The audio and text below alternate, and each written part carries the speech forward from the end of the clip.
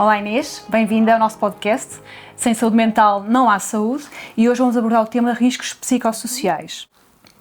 A Inês é psicóloga, especialista na área da saúde mental e tem desenvolvido connosco, Centralmed, ações de formação na área do desenvolvimento pessoal e também na promoção de ações de saúde mental nos trabalhadores.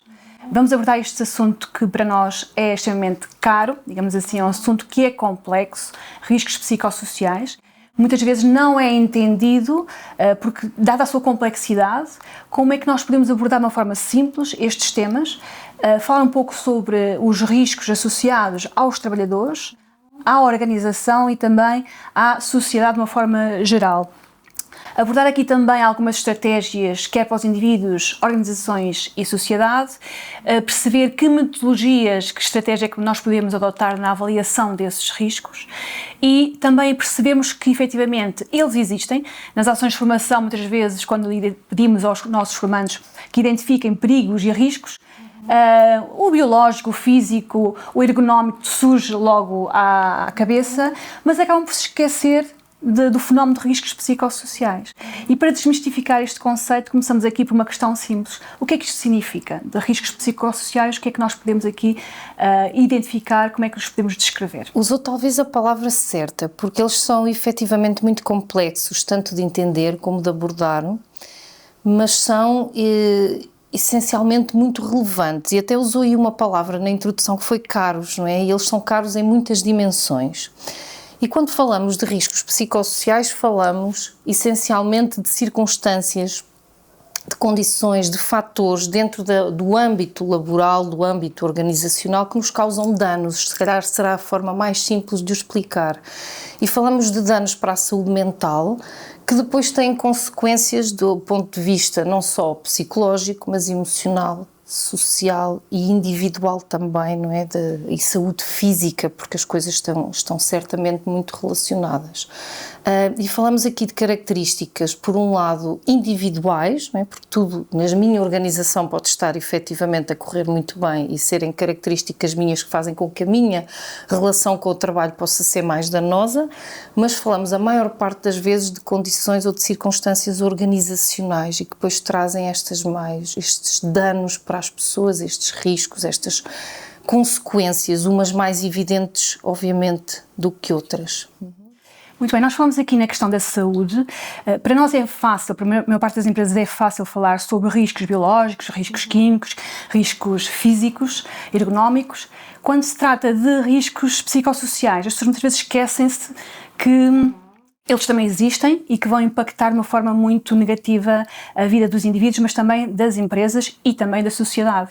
Como é que se pode manifestar este risco psicossocial nos indivíduos e também nas nossas empresas? Certo, eu acho que há aqui um cariz também de alguma forma estrutural, que é muito mais fácil nós resolvermos coisas que são palpáveis e que são visíveis e percebermos que aquele conjunto de trabalhadores tem problemas de costas ou que tem dores de cabeça e que isso pode ser resolvido de uma forma mais concreta. Os riscos psicossociais são uma dimensão relativamente nova comparativamente com os outros riscos, e que se calhar demoramos aqui algum tempo até enquanto sociedade a dar-lhe a atenção devida ou a atenção que merece, mas se calhar podemos olhar para as coisas de uma forma mais simplificada de dois ângulos. Em primeiro lugar, perceber quais é que são estas dimensões ou como é que nós podemos percepcionar isto do ponto de vista individual e depois como é que nós percebemos isto do ponto de vista, mais uma vez, organizacional.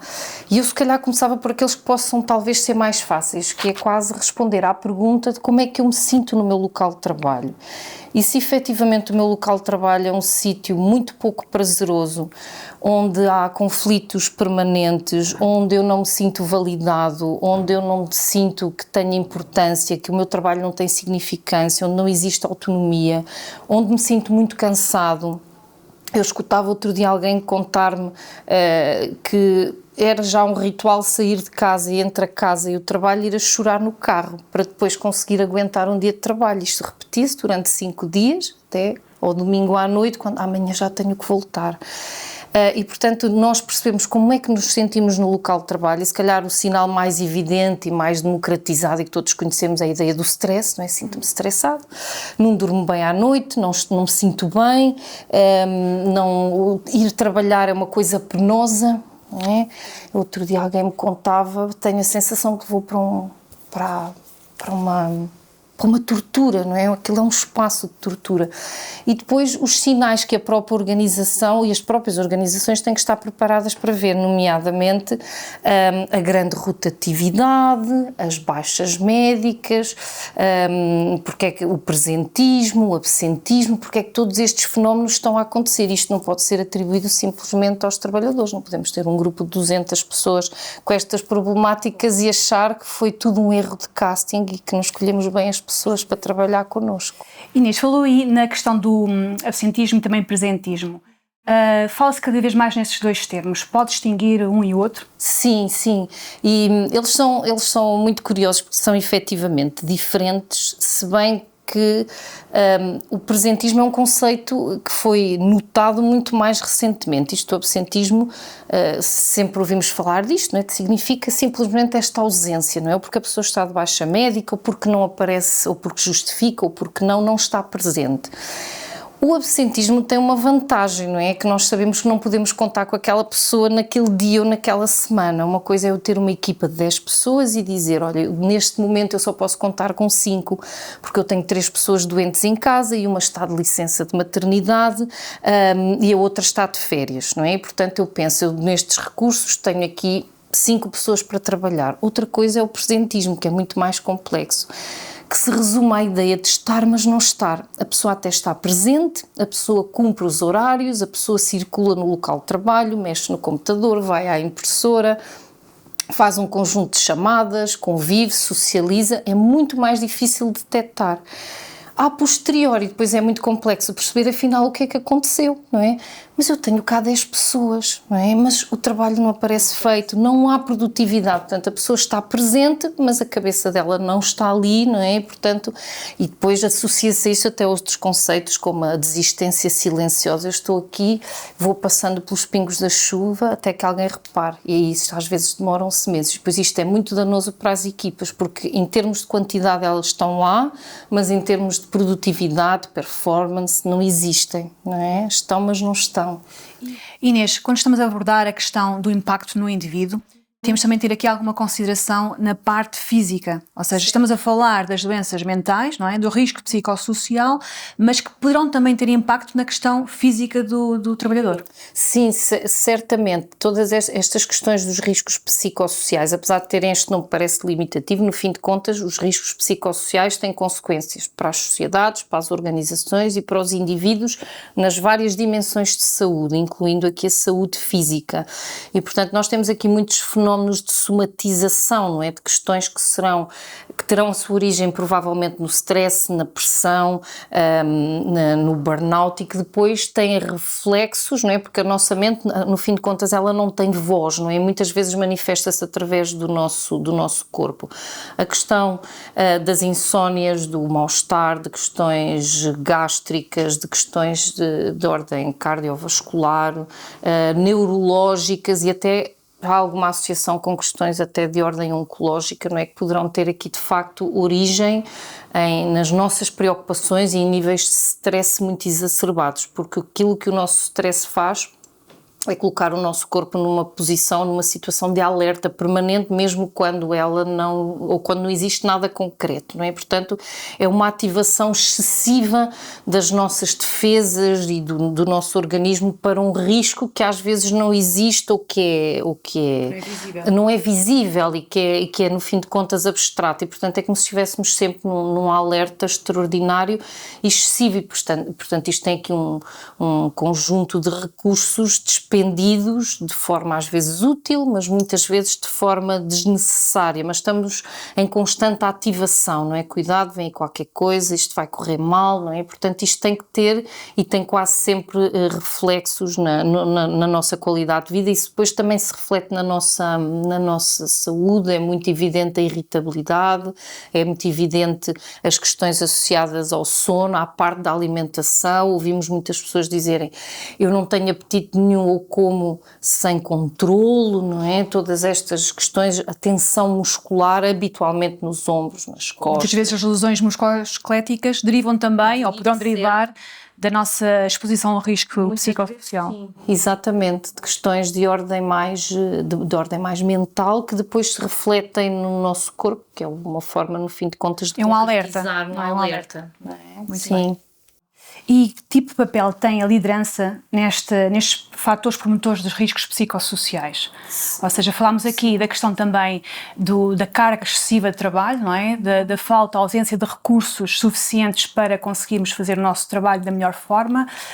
E que mais impactos poderá ter a liderança nesta, por um lado, identificação, mas por outro lado também prevenção dos riscos psicossociais? Certo.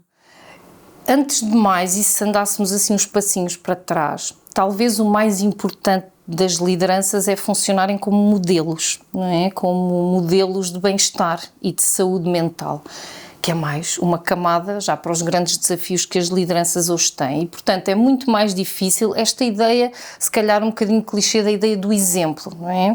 Se eu não me cuido, se eu fico no trabalho sempre depois da hora, se eu solicito trabalhos um domingo à tarde, se eu peço às pessoas para nas férias estarem presentes e absolutamente disponíveis, se eu estou à beira de um ataque de nervos, se as pessoas percebem que eu estou no limite, que há uma série de vulnerabilidades com a minha liderança, eu passo logo uma imagem de que isso é permitido e que até é aceitável e que se calhar até deve ser assim. E, portanto, o mais importante, essencialmente, nos líderes é eles serem efetivamente modelos. Depois há outras abordagens que têm que ver essencialmente com a comunicação, com a forma como nós estamos com as pessoas, os ambientes. Mas porquê é que vocês não falaram do assunto? As pessoas não falaram do assunto porque não tinham ambiente para falar do assunto, porque não tinham à vontade, porque muitas vezes se desvaloriza aquilo que são os riscos ou as preocupações. Uma história muito pequenina, outro dia eu estive com uma chefia que me disse o seguinte: eu não percebo porque é que a minha equipa está a colapsar, porque eu sou tão disponível. E eu perguntei-lhe o que é que ele entendia da sua disponibilidade, obviamente sem o criticar, e ele dizia-me o seguinte: quando as pessoas me trazem problemas, eu resolvo logo, digo logo, isso não tem interesse nenhum, nós vamos nos rir disto daqui a uma semana, isto não tem importância absolutamente nenhuma, vai para casa, descansa, que isso depois logo se resolve, isso passa. Isto significa o quê? Que as pessoas não são valorizadas nas suas dores e nas suas preocupações e, portanto, há uma espécie quase de negligência. Portanto, isto é uma comunicação com boa intenção, mas que é muito prejudicial, porque não empatiza, não é, com a preocupação e com a dor, no fim de contas, do outro. E aqui a ver também, acho que pode ser muito interessante esta relação formal versus informal. Eu estou numa reunião, falamos dos assuntos ligados a trabalho, mas eu posso ir almoçar com os meus colaboradores, eu posso me cruzar com as pessoas no corredor, eu posso conversar com elas noutra dimensão, eu posso lhes perguntar se elas estão bem, se há alguma coisa em particular que necessitam, e portanto é muito este contacto, esta proximidade, não é mais do mesmo, nem só o costume, eu acho que esta pessoa pode não estar bem, até pode não me contar o que se passa, mas eu quero que a pessoa sinta que eu percebi que alguma coisa não está bem. Está receptiva a entender e a perceber. Exatamente, há espaço para escuta, que há poucas vezes, não é? Porque as lideranças dizem, eu estou muito ocupado, nós temos muitas tarefas, mas depois investimos muito nisto e depois temos as pessoas muito doentes, não é? E, portanto, se eu tiver pessoas doentes, elas não são produtivas, eu não posso contar com elas. As lideranças são a chave, muitas vezes. Sim, e o facto de, recentemente, temos este fenómeno que é estar permanentemente on. Ou seja, os trabalhadores não se podem desligar, ou acham que não se podem desligar, para evitar que sejam prejudicados no seu local de trabalho, sejam desvalorizados. O estar constantemente on também prejudica e pode promover esse stress e poderá também ser fator de risco psicossocial. Sem dúvida. Primeiro porque nós somos constituídos de várias coisas, não é? Nós temos muitas dimensões e somos mais equilibrados quanto mais ocupamos espaço nas diferentes dimensões que são significativas para nós. A nossa dimensão do trabalho, a nossa dimensão pessoal, os nossos hobbies, os nossos prazeres, o nosso descanso. O que as tecnologias têm feito, com todas as vantagens que elas também permitem, é serem um bocadinho invasivas, não é? E darem aqui espaço. Então, se é uma coisa, se é um instrumento como um telemóvel que me acompanha, talvez o que é natural é que, se ele está sempre comigo, a pessoa está num sentido de disponibilidade total. E isso é entendido, se calhar, de uma forma generalizada. nós ouvíamos relatos das pessoas no período da pandemia dizerem, bom, então se não tem sintomas, não se sente particularmente mal e está em casa, tem o computador, também não lhe custa nada ligar o computador e continuar a trabalhar.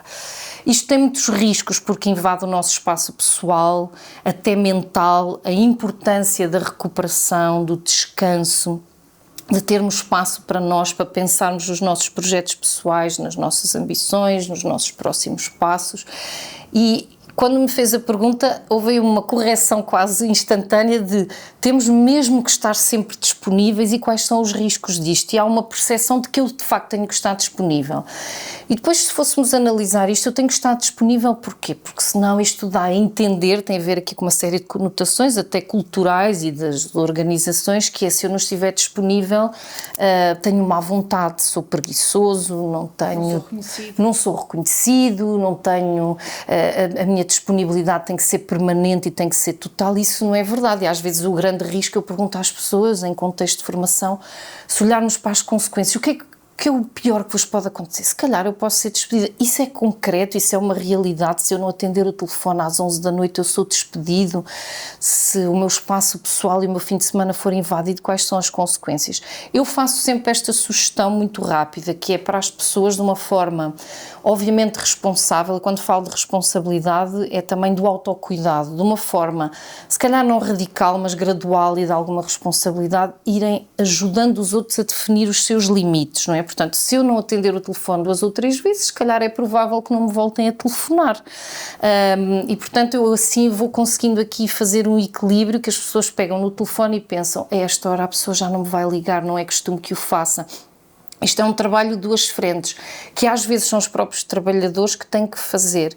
E se acharem, deixe achar, se faz bem o seu trabalho dentro daquilo que é o seu horário, das suas dimensões, se calhar não tem que ter esta preocupação adjacente. Nós não somos melhores trabalhadores por estarmos sempre disponíveis. Às vezes até pode ser o contrário, não é? Eu não tenho disponibilidade. E também há aqui uma questão cultural, não é?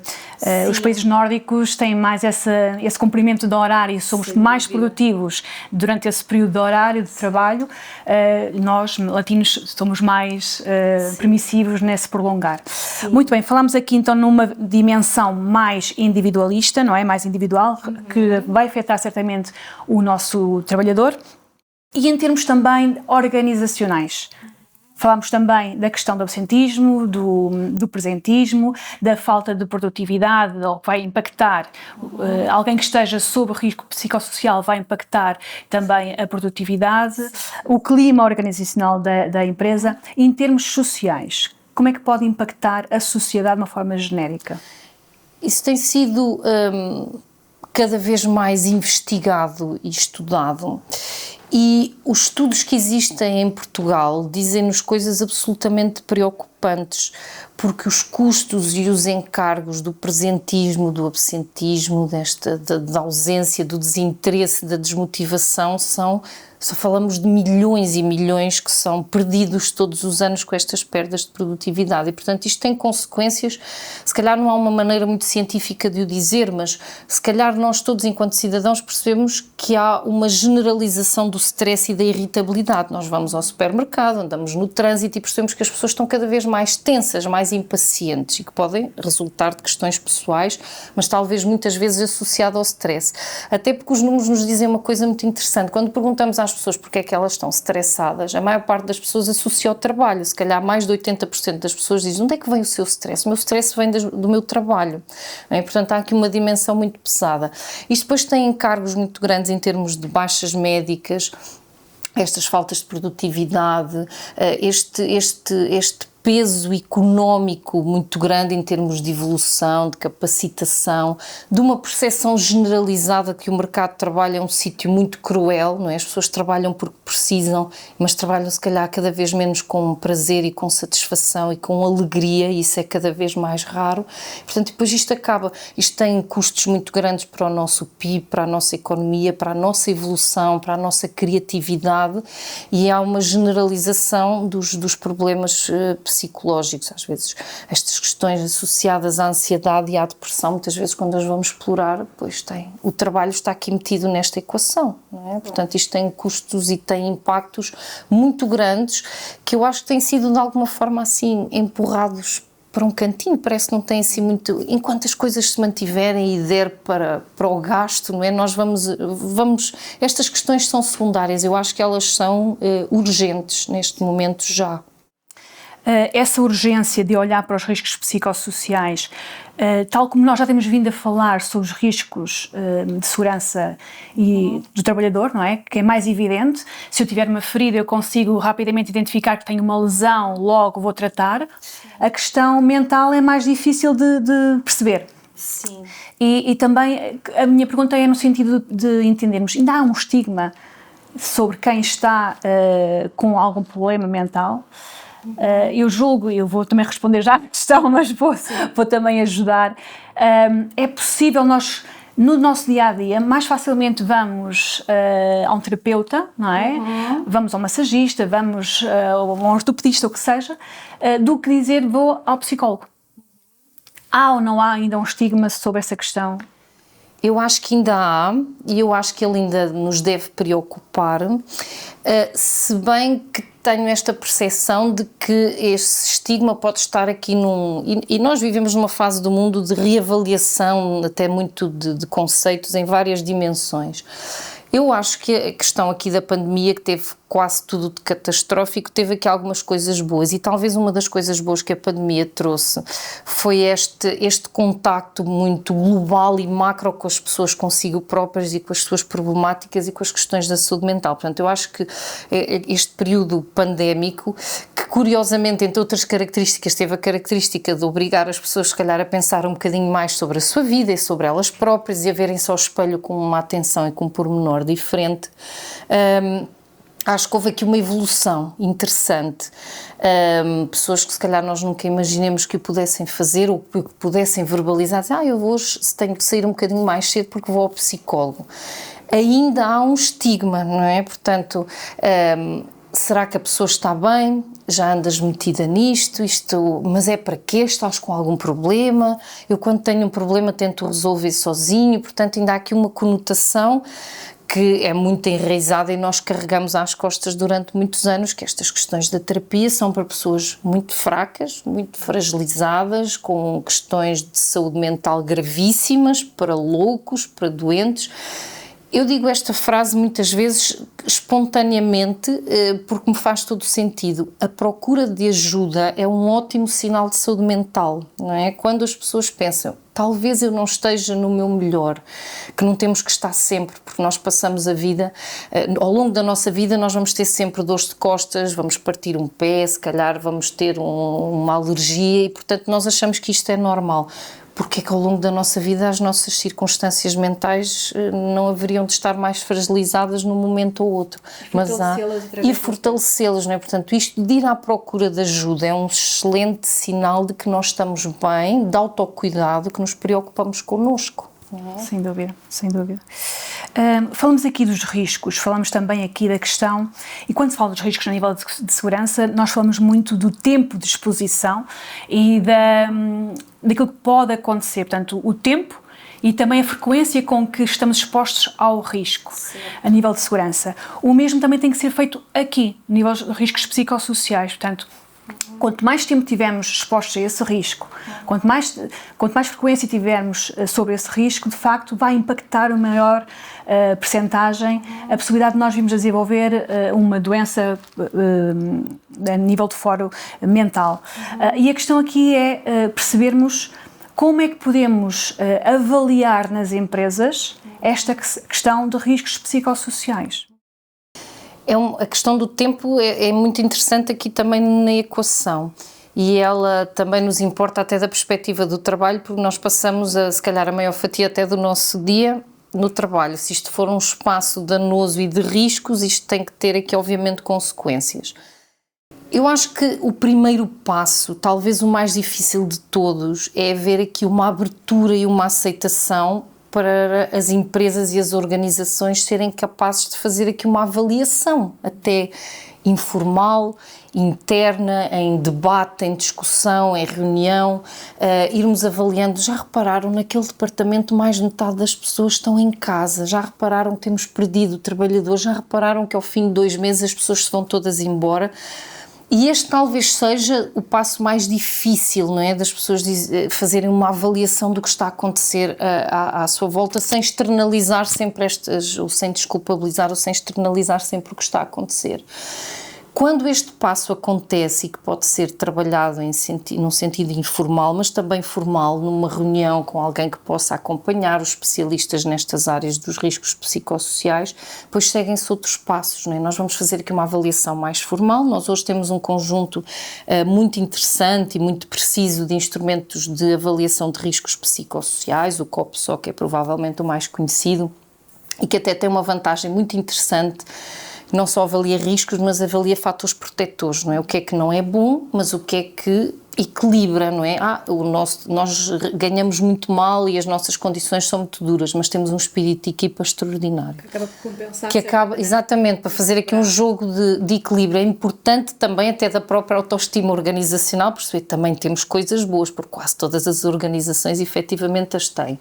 E depois quando se faz aqui esta avaliação e esta análise e se apresentam resultados, isto é um bocadinho aquele passo a passo, o que é que nós vamos fazer? Vamos fazer aqui intervenção, não é? E perceber o que é que faz sentido conforme os resultados, se as minhas equipas apresentam níveis de burnout ou de stress muito elevados, se calhar esta é a temática, e depois há aqui várias abordagens que também podem ser complementares. A questão da formação mais individual, da formação grupal, aliás, e depois intervenções também individuais por setores ou até um para um, não é? Portanto, dá para fazer aqui um conjunto de estratégias que são depois acordadas com as organizações, o que é que faz sentido. E depois importa outra coisa, que é perceber que impacto é que isto teve e o que é que isto melhorou nos tempos seguintes, no ano seguinte, e por isso é que estas avaliações são feitas ou de ano a ano ou a cada 2 anos para se perceber a evolução. Às vezes temos evoluções muito positivas. E quais são as dimensões nessa avaliação? Só para termos aqui uma ideia do que estamos a falar. Estamos a falar, são múltiplas dimensões, estamos a falar de dimensões associadas com a tarefa em si, exigências cognitivas, exigências emocionais. Eu trabalho numa área na emergência médica, isto tem uma dimensão de risco emocional muito grande, as pessoas lidam com a vida e com a morte permanentemente, por exemplo. Os facilitadores que têm relação à tarefa, se sentem validados, não é? Se sentem que o seu trabalho tem significância, que é importante, que é relevante para a sociedade ou é uma coisa até com uma má imagem social. Depois, fatores associados aqui ao interface entre o trabalho e a vida pessoal. Como é que a minha organização aceita e permite a flexibilidade entre a minha vida pessoal e familiar? Se os meus filhos estiverem doentes, eu posso ficar em casa? Tenho que pedir 2 semanas antes para ir ao dentista? Eu digo, olha, não me estou a sentir muito bem. Não, vá-se embora e amanhã... E depois compensa-nos de uma outra forma. Portanto, esta interface entre a relação profissional e a vida familiar e pessoal. Fatores de relação interpessoal, qual é o ambiente, o nível de confiança, não só com as chefias, mas também com os colegas, as parcerias, a relação com os pares, a segurança, depois dimensões ligadas àquilo que também é a dimensão externa do mundo, não é? A precariedade, eu sinto-me seguro, eu tenho garantias de que vou trabalhar aqui mais um mês, ou mais um ano, ou mais uma década, ou mais uma semana, não é? Portanto, avaliam-se aqui um conjunto muito alargado de dimensões, a confiança que eu tenho nas minhas lideranças e na minha chefia, que recursos é que a minha empresa me oferece. Há um que aparece muitas vezes com algum destaque muito interessante e que nós nos esquecemos, tem a ver com os níveis de autonomia, não é? Que autonomia e que margem é que eu tenho para trabalhar ou para fazer o meu trabalho um bocadinho também conforme a minha visão, não é? Aquilo que eu entendo. Há se calhar centenas e milhares de pessoas com as nossas áreas, na nossa profissão. Eu tenho um cunho próprio. Isto é altamente satisfatório. Isto tem sido até analisado como um dos fatores com maior peso e mais compensação para os riscos, que é as pessoas sentirem que dentro daquilo que são os protocolos e as regras, que fazem o trabalho com autonomia, que fazem o trabalho com a sua visão individual. Isto é altamente satisfatório. Versus alguém dizer-me, tens que fazer as coisas sempre desta maneira, porque foi sempre feito assim, os teus colegas fazem, mas porque é que tu vais fazer de uma maneira diferente? Mas esta abordagem, isto não me interessa nada. Isto é dizer o quê? Que as pessoas são mecanizadas, que funcionam como um robô, não é? Que são máquinas e, portanto, não há esta interligação entre o que é pessoal e criativo e individual, a nossa visão na dimensão do trabalho. A pessoa funciona como tem que funcionar. Isto depois há aqui uma desconexão, não é? Eu faço o trabalho porque tenho que fazer, não é? Porque eu acho que faça sentido. E é importante que o trabalho faça sentido, porque isso depois dá prazer e satisfação na nossa área profissional. Inês, penso que já abordámos aqui as questões de uma forma simples, que é aquilo que era pretendido, efetivamente. Falámos na questão do conceito, falámos nos sintomas, na forma como se manifestam estes riscos psicossociais, quer no indivíduo, quer na empresa e sociedade. Não queremos de modo algum diabolizar aqui o contexto profissional, os locais de trabalho, até porque eles são muitas vezes prazerosos e ajudam-nos e dão-nos o reconhecimento que nós precisamos para evoluir. E também vão impactar o nosso desenvolvimento pessoal e profissional. No entanto, temos que alertar para isto, que efetivamente há empresas que não dão este reconhecimento, não permitem esta evolução e que, se não criarem ambientes seguros, ambientes saudáveis, vão de facto impactar de uma forma negativa os seus trabalhadores, vão afetar a sua produtividade, a sua reputação, também podemos falar aqui numa questão pública, reputacional. Não vais para este sítio, exatamente, porque lá te tratam muito mal, não é? Ou porque as condições, a relação laboral é complicada. Há empresas com uma imagem excelente, que as pessoas querem todas lá ir, e outras que vê lá, mas vai o mínimo tempo possível para salvaguardares a tua sanidade, não é? Terrível. Aqui, de facto, o nosso compromisso também, centralmente, também tem esse compromisso, que é promover ações de formação na área do desenvolvimento pessoal, também na área das lideranças. Falámos aqui ao longo da nossa conversa a importância que as lideranças têm na prevenção e na promoção da saúde dos trabalhadores. Ainda existe aqui alguma dificuldade em algumas lideranças e é importante também trabalhar estes conceitos, desmistificar e melhorar também a comunicação com os nossos trabalhadores. Para além do mais, a Central-Médica também faz aqui a avaliação dos riscos psicossociais, portanto tem os nossos mecanismos que são validados internacionalmente, temos um grupo de psicólogos que faz esse trabalho e também, enquanto empresa de segurança e saúde, temos esta responsabilidade, que é chegar às empresas, comunicar que existem também efetivamente riscos psicossociais que têm que ser analisados, têm que ser valorizados, identificar, avaliar e promover ações preventivas e corretivas. Sim. É esse o nosso trabalho, conto com a sua colaboração também. Muito obrigada, estou presente, obrigada.